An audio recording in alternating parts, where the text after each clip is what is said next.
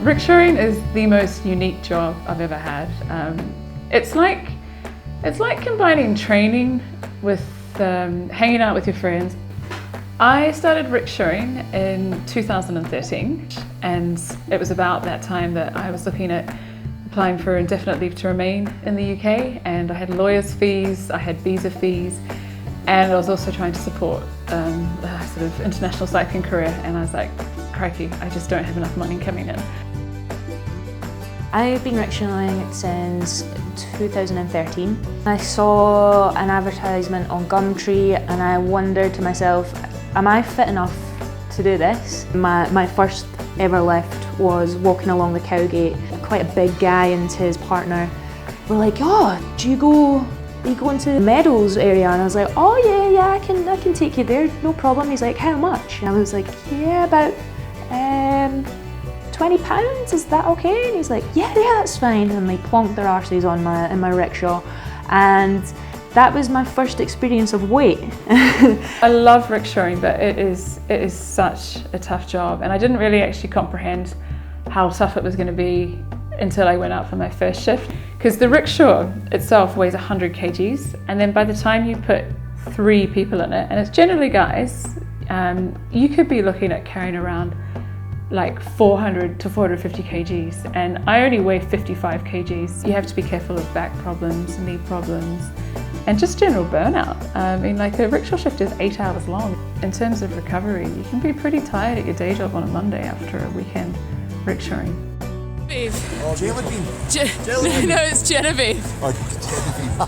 Oh, Jelly Bean. He reckons my name's Jelly Bean. Jelly Bean, that's terrible. So I'm taking these guys to Haymarket Station. You're going to Haymarket, it's okay. Yeah, we're going to Haymarket, I know that. Yeah. Don't worry, I'm looking after these two. I've had quite a few low points in rickshawing where I'd invested a lot of time in a couple of guys, gave them a really good price for it, so they ran away from me without paying. I just remember feeling like this was like awful, and I didn't want to go out on the bike again. One of the other major challenges, and obviously this is in particular living in Scotland, is the weather. Rickshawing in the snow or hail or like thunderstorms is just horrific. It doesn't seem to matter how many layers of clothes you've got on, your hands and feet are basically just numb from as soon as you leave the lockup. The thing I find most challenging about being a rickshaw driver is not having the use of facilities.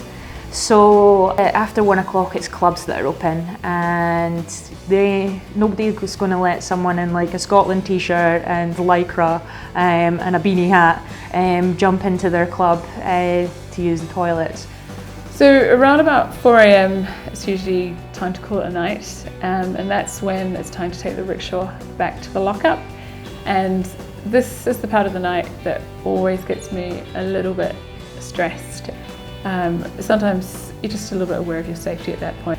So my general rule is that I always try and go back to the lockup with another guy rickshawer, because I don't feel that safe going down some of these streets on my own. The rickshaw community are literally a bunch of nutters. I mean, you have to be a little bit off the wall to even consider rickshawing, but yeah, a super lovely, supportive group. Consider the rickshaw community like, well, the guys like brothers, and Dani, who's like one of the only other females that does it, she's like a sister.